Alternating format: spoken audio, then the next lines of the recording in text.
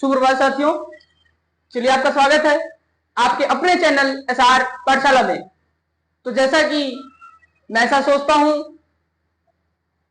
कि आप लोग मस्त और स्वस्थ होंगे और अपनी पढ़ाई को जारी रखे होंगे। तो आइए उसी कड़ी में हम देखते हैं, क्योंकि हम ज्यादा बातें ना करते हुए बस एक लाइन आपके सामने मैं और कहूंगा कि अगर आप मेरे इस चैनल पे नए नए आए हैं तो चैनल को लाइक शेयर सब्सक्राइब जरूर करिएगा। आइए सीखते हैं कि हमने पिछली क्लास में कहां तक पढ़ा था या कहां तक सीखा था बातों को। तो जैसा कि आप लोगों को ये पहले से ही अवगत है और जिसको नहीं पता है मैं उसके लिए बता दूं कि पॉलिटी की सीरीज में हम लोग आगे चल रहे हैं। उसमें हमने भाग 1 को पूर्णतः समाप्त कर लिया था और अगर बातें करें हम भाग 2 की तो भाग 2 के कुछ अंश ही हमने समाप्त कर पाए थे। फिर अगर उसी कड़ी में आगे बढ़ते हुए हमने फिर से देखा तो भाग जो 2 है, भाग 2 में 5 से लेकर के 9 तक, सॉरी 5 से लेकर के 11 तक के आर्टिकल आते हैं।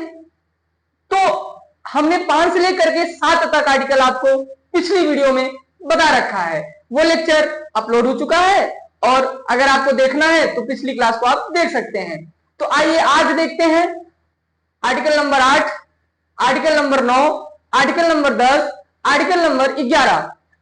4 आर्टिकल को देखेंगे। उसके बाद कुछ अन्य बातें और भी देखेंगे, जैसे नागरिकता संशोधन जो हमारा आया था 1955 का, उसको हम देखते हुए आज अपनी बातों को आगे बढ़ाएंगे।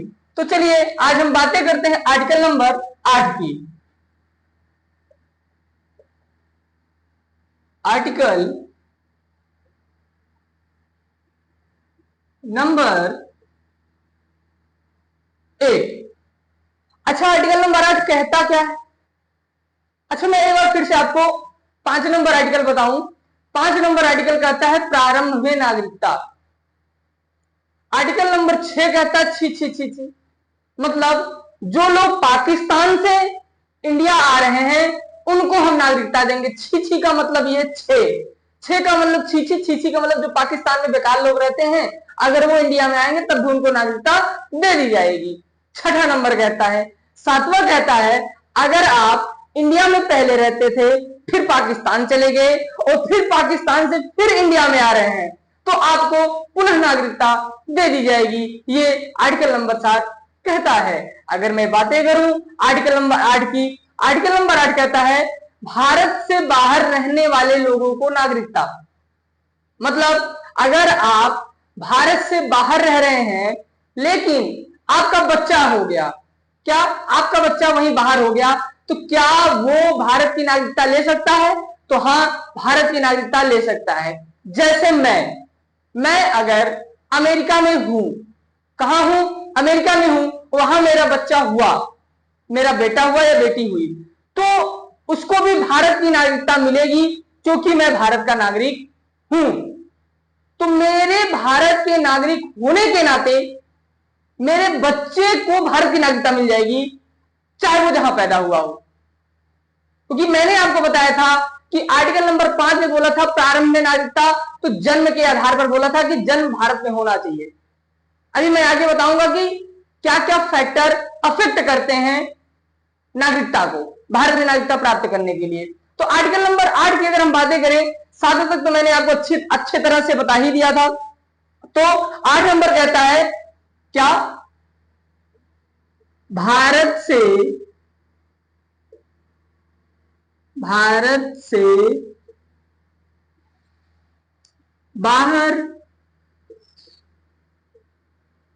बाहर रहने वाले लोगों को भारत की नागरिकता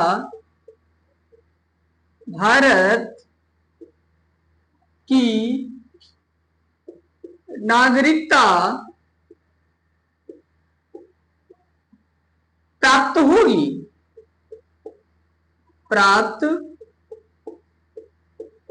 होगी। ये इतनी बातें आर्टिकल नंबर 8 कहता है। क्या कहता है? भारत से बाहर रहने वाले लोगों को भारत की नागरिकता मिल जाएगी, लेकिन कब? उसके कुछ कंडीशंस दे गए हैं, कुछ उसके आधार हमको बताए गए हैं। कहता है कि भारत से बाहर रहने वाले लोगों को भारत की नागरिकता दे दी जाएगी।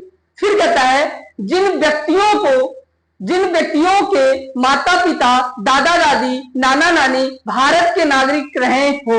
मतलब क्या? ये जो फैक्टर बोलता क्या कहता है? जिस व्यक्ति के दादा दादी, मम्मी पापा, नाना नानी भारत के नागरिक रहे हो या रहे हैं या हैं। अगर हम बातें करें तो सीधा फंडा यहां रहे हो, रहे थे, ये ज्यादा अफेक्ट नहीं करता। ये सीधा सीधा बोलता है कि माता पिता, दादा दादी, नाना नानी भारत के नागरिक हो। तो कहता क्या है? जिनके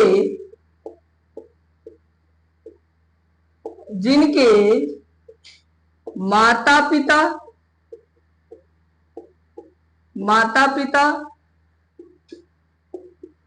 दादा दादी, नाना नानी भारत के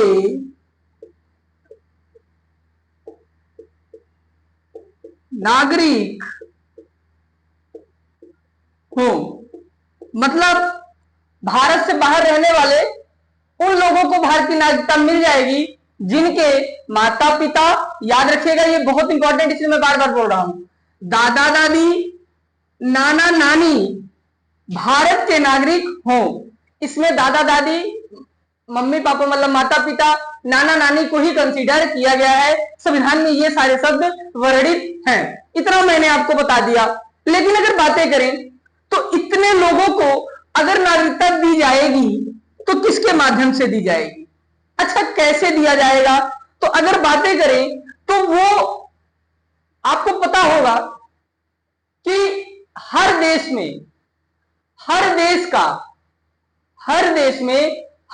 का एक दूतावास होता है। क्या होता है प्यारे साथियों? दूतावास होता है।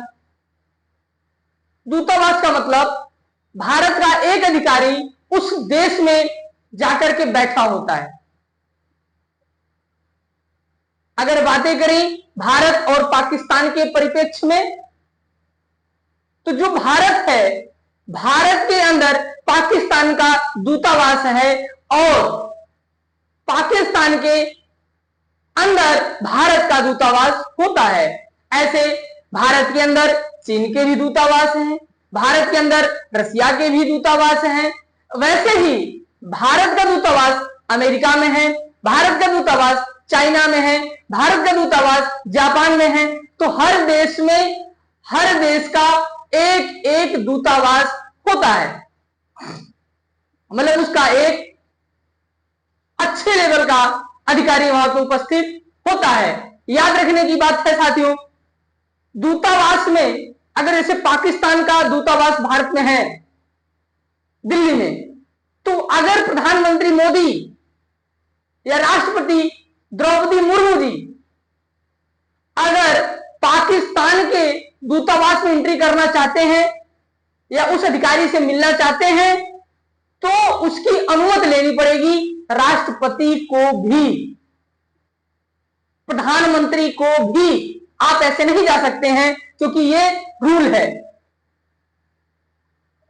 अगर आपको उससे कोई बात करनी है या कोई सलाह लेना है या कोई सलाह देना है, तो आप उससे अनुमति लीजिए कि मैं आपसे मिलना चाहता हूं, क्या आपके पास समय है? अगर वो कहता है हां, तभी आप उससे मिल सकते हैं, वरना नहीं मिल सकते हैं आप उससे, भले आपके देश में वो रह रहा हो। उसकी पूरी की पूरी जिम्मेदारी राष्ट्रपति की होती है, जो जिस देश से आया है। जैसे भारत का अगर कोई दूत पाकिस्तान गया है, तो पाकिस्तान का प्रधानमंत्री उसे अचानक नहीं मिल सकता, क्योंकि उसकी पूरी जिम्मेदारी भारत का राष्ट्रपति अगर बोले तो वर्तमान समय द्रौपदी मुर्मू जी के हाथ में है। तो ये सारी बातें हुई। तो वही कहता है जिनके माता पिता दादा दादी नाना नानी भारत के नागरिक हो उनको नागरिकता मिल जाएगी। लेकिन अब बच्चा पैदा हुआ है अमेरिका में, तो अब भारत तो आएगा नहीं। उसके लिए कंडीशन बना दी गई है कि वह व्यक्ति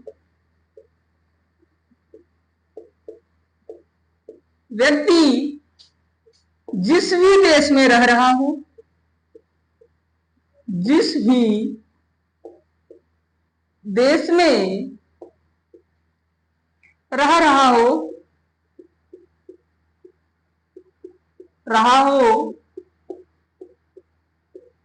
उसे उस देश के अंदर अपने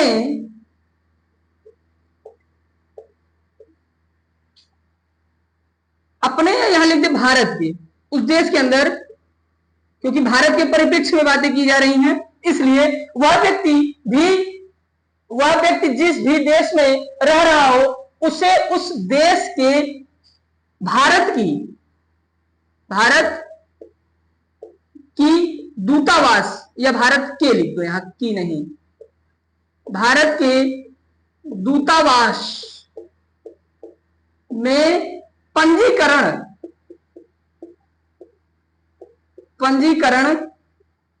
कराना होगा। इतनी बात आपका आर्टिकल नंबर 8 कहता है। क्या कहता है एक बार फिर से मैं आपके सामने प्रस्तुत करना चाहता हूं। सीधा सीधा बात है, भारत से बाहर रहने वाले लोगों को भी भारत की नागरिकता प्राप्त होगी। उसमें पहला फैक्ट है जिसके माता पिता दादा दादी नाना नानी भारत के नागरिक हो, रहे हो नहीं हो। ठीक, इसके पहले मैंने रहे हो बोल दिया, वो गलती से बोला था।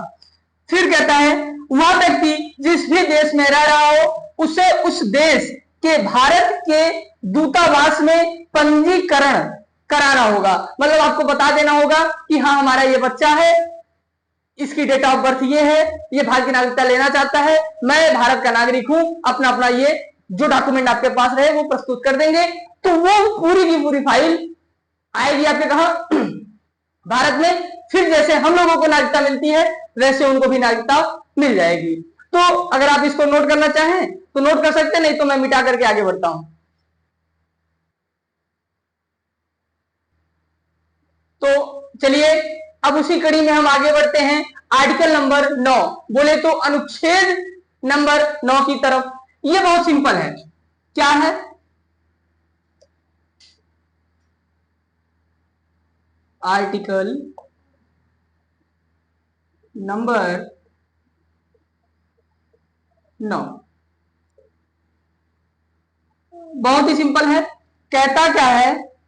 अच्छा, आप लोग अगर थोड़ा सा ध्यान देंगे या अपना ध्यान आकर्षित करेंगे, क्योंकि आप बचपन में जब साइकिल चलाते हुए जाते थे और आपके बाजू में से ट्रक निकलती थी या कोई बड़ी थोड़ी कार निकलती थी या ढाला टाइप का कुछ निकलता था, तो उसमें पीछे लिखा होता था सटला तो गैला। क्या? सतलट गैला बेटा। मतलब अगर आप सटे इधर तो गए। वही आर्टिकल नंबर 9 कहता, क्या कहता है? सटला तो गैला, सटला तो गैला बेटा। इसका मतलब है कि अगर आप भारत के नागरिक हैं, सही है, लेकिन आप उसके बावजूद किसी अन्य देश की नागरिकता ले लेते हैं तो स्वतः ही भारत की नागरिकता समाप्त कर दी जाएगी। मतलब अगर मैं अभी भारत का नागरिक हूं तो अगर मैं जाकर के अमेरिका की नागरिकता ले लेता हूं, किसकी? अमेरिका की नागरिकता, तो स्वतः ही हमारे भारत की नागरिकता समाप्त कर दी जाएगी। मतलब अगर हम अमेरिका की तरफ सटे तो जो भारत में है वो तो छूट जाएगा। यही आर्टिकल नंबर 9 कहता क्या है, ये तो मैंने आपको एक टाइटल बता दिया, इससे आपको याद रहेगा। आर्टिकल नंबर 9 कहता है यदि आप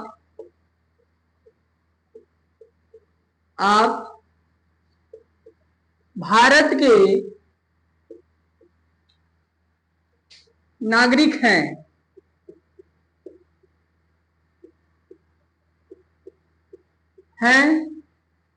लेकिन आप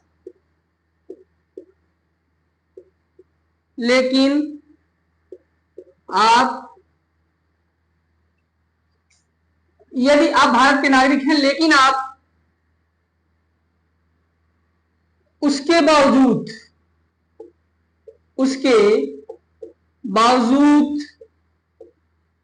किसी अन्य देश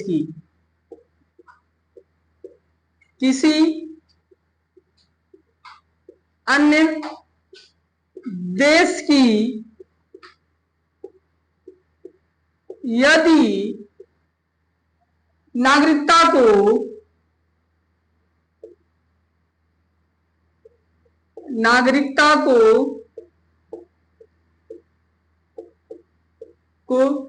स्वेच्छा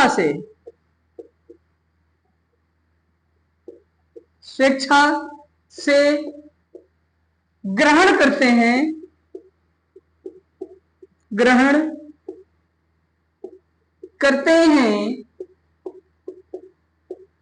तो आपकी नागरिकता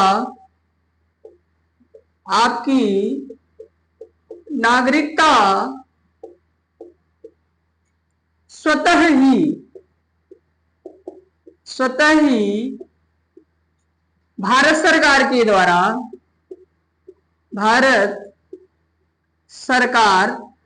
सरकार अगर बातें बोलो तो गृह मंत्रालय,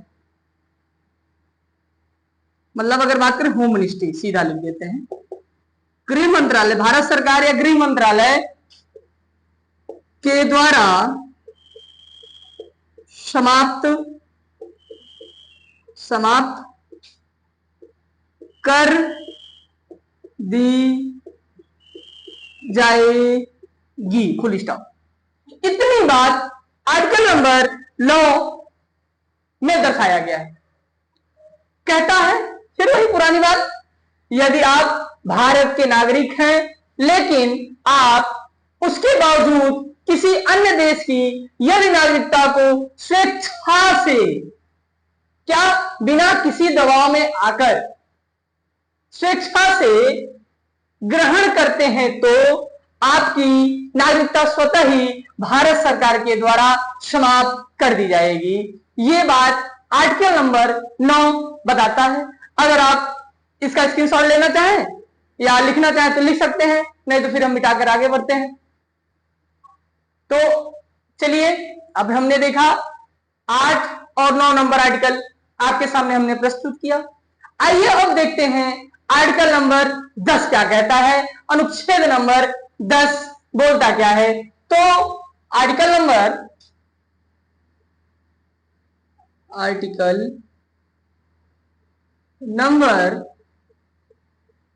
10, ये ज्यादा इंपॉर्टेंट तो है नहीं लेकिन थोड़ा बहुत इंपॉर्टेंट है। आर्टिकल नंबर 10 कहता है कि article number 5, article number 6, article number 7, article number 8, article number 9 में वर्णित शब्द, क्या आर्टिकल नंबर 5, 6, 7, 8, 9 में वर्णित सभी शब्द या सभी प्रावधान तब तक लागू होंगे जब तक कि संविधान संशोधन करके उनको बदला ना जाए। मतलब आर्टिकल नंबर 9, आर्टिकल नंबर 5, 6, 7, 8, 9 तब तक प्रभावी रहेंगे जब तक संविधान संशोधन करके उनमें कोई परिवर्तन ना किया जाता। इसका मतलब है, क्या कहता है, अनुच्छेद नंबर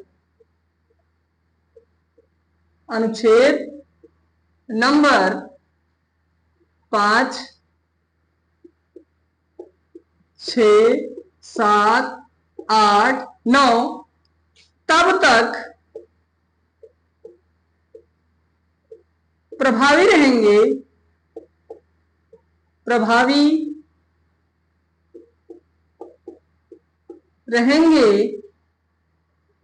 कि जब तक इसको संविधान संशोधन करके संविधान संशोधन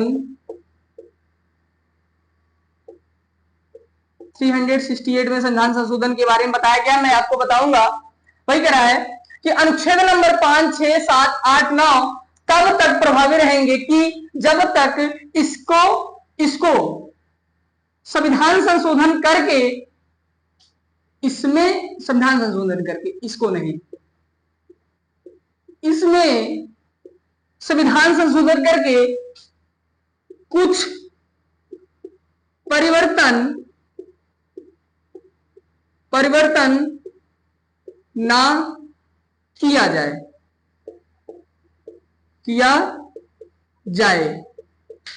ये बातें रही हैं।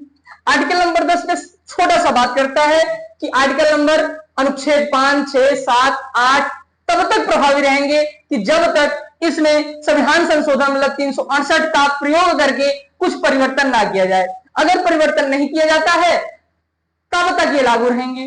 अगर आज भी परिवर्तन नहीं किया गया होता तो ये जो पहले था वैसा ही लागू रहता।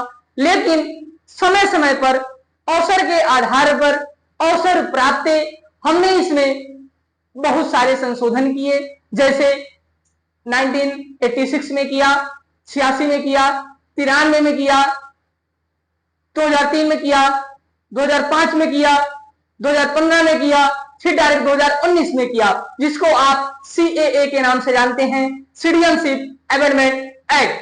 याद रखने की बात है साथियों, कोई बिल एक्ट तभी बनता है जब उस पर राष्ट्रपति महोदय या महोदया जी का हस्ताक्षर हो जाता है। तो कोई बिल एक्ट तभी बनेगा जब तक उस पर राष्ट्रपति का मोहर नहीं लग जाता, हस्ताक्षर नहीं हो जाता। तो ये सारी बातें कहता है आर्टिकल नंबर 10। अगर आपको इसका भी स्क्रीनशॉट लेना है तो ले लीजिए, नहीं तो मिटाकर आगे बढ़ते हैं, क्योंकि बहुत छोटी छोटी बातों को आर्टिकल नंबर 9, 10 कहता है। तो ये सारी बातें मैंने आपके सामने प्रस्तुत किया। तो प्यारे साथियों, हमने आर्टिकल नंबर 10 भी देखा। अब बातें करते हैं लास्ट 11 नंबर की, जो कि नागरिकता का अंतिम अनुच्छेद है। वो क्या कहता है? कहता है क्या नागरिकता के संबंध में सारा निर्णय लेने का काम संसद का है। मतलब नागरिकता के संबंध में कोई भी कानून बनाना है या किसी कानून को नष्ट करना है, उसकी सारी की सारी जिम्मेदारी, सारी की सारी पावर किसके पास होगी? संसद में निहित होगी। तो ये आर्टिकल नंबर 11 हमें बोलता है, कहता है भारत में नागरिकता के संबंध में कानून बनाने की शक्ति भारत की संसद में निहित है। तो वही सारी बातें मैं आपके सामने लिखता हूं। क्या भारत के संदर्भ में याद रखने की बात है साथियों, क्योंकि हम भारत के संविधान के बारे में वर्णन कर रहे हैं। तो वही भारत के नागरिकता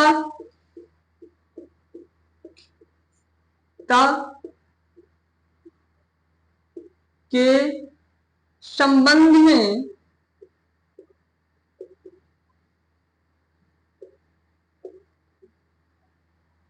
कानून बनाने की शक्ति,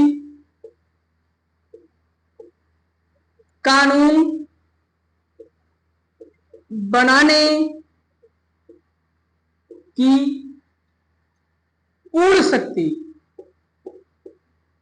शक्ति संसद में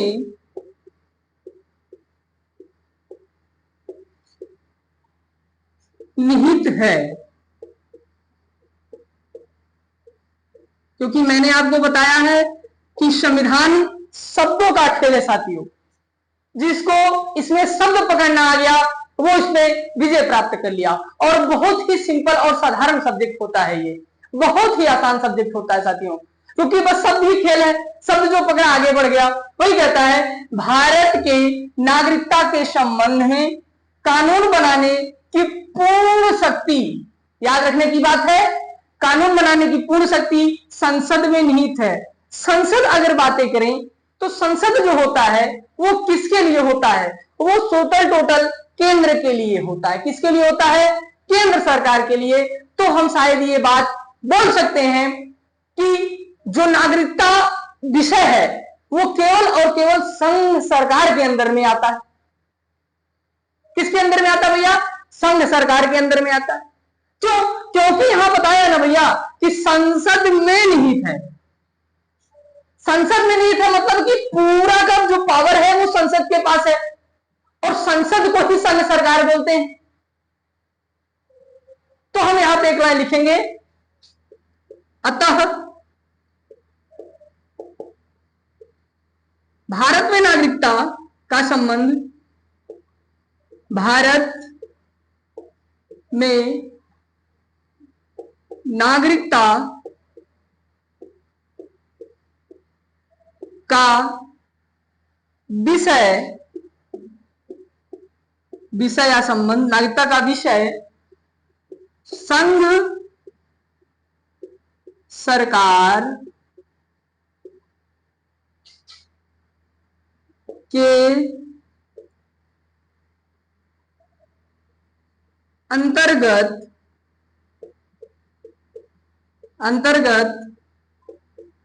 आता है।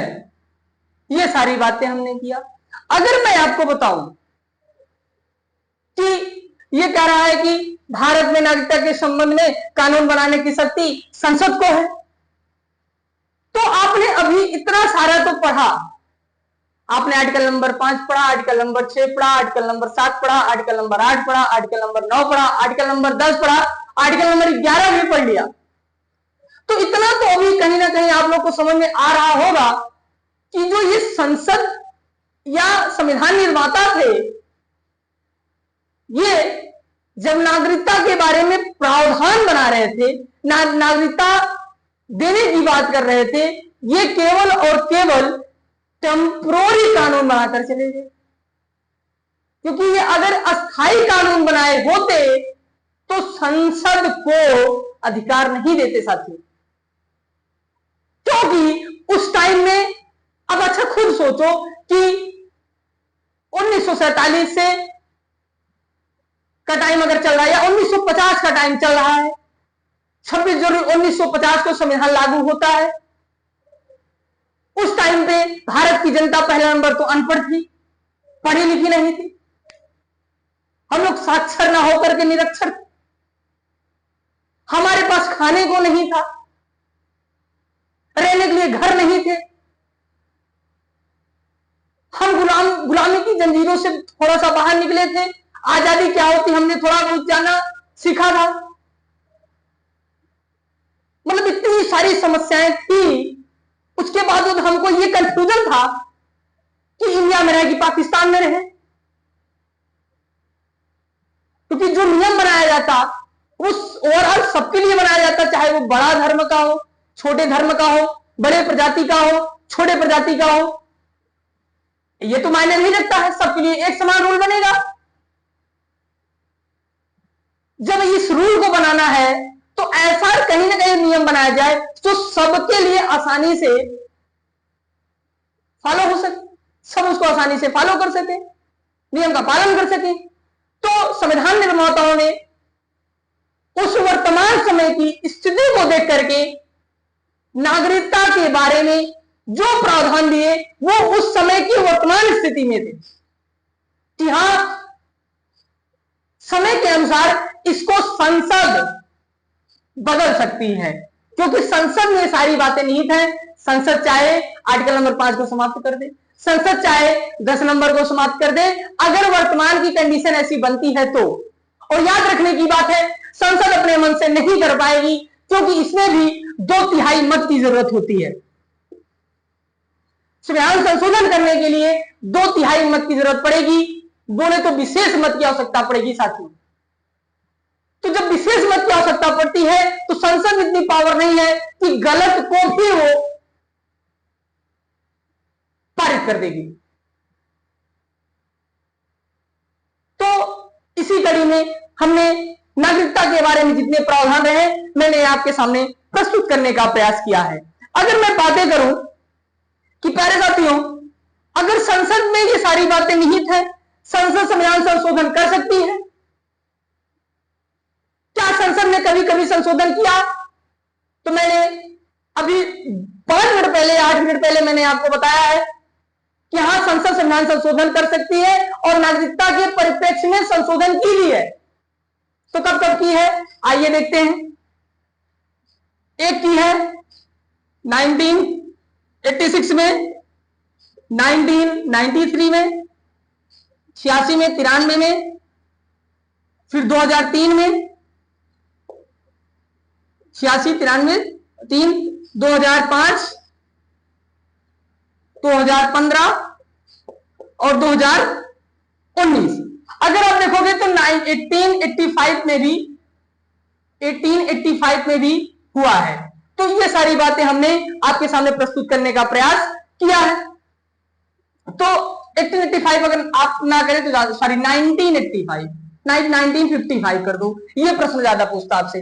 तो 1955 में, 86 में, 93 में, 2003 में, 2005 में, 2015 में, 2019 में संसद ने समय समय पर संविधान में, मतलब अगर बात करें नागरिकता में, संविधान संशोधन कर करके नए नए नियम को लागू करने का प्रयास किया है प्यारे साथियों।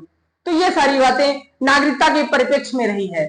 तो अभी कुछ और टॉपिक आपके बच जाते हैं। जैसे एक टॉपिक बचता है आपका नागरिकता संशोधन अधिनियम 1955। क्या? नागरिकता संशोधन अधिनियम 1955 मतलब हम नागरिकता हमको कैसे कैसे मिलती है, हम किस किस प्रकार से नागरिकता को प्राप्त कर सकते हैं, इन सारी बातों को हम बताएंगे कल। तो आज की क्लास हम यहीं पे स्थगित करते हैं। तो साथियों, आपसे एक विनम्र निवेदन है, अगर हमारे क्लास में आप नए हैं तो चैनल को लाइक, शेयर, सब्सक्राइब जरूर करिएगा। मिलते हैं नेक्स्ट क्लास में, तब तक के लिए जय हिंद।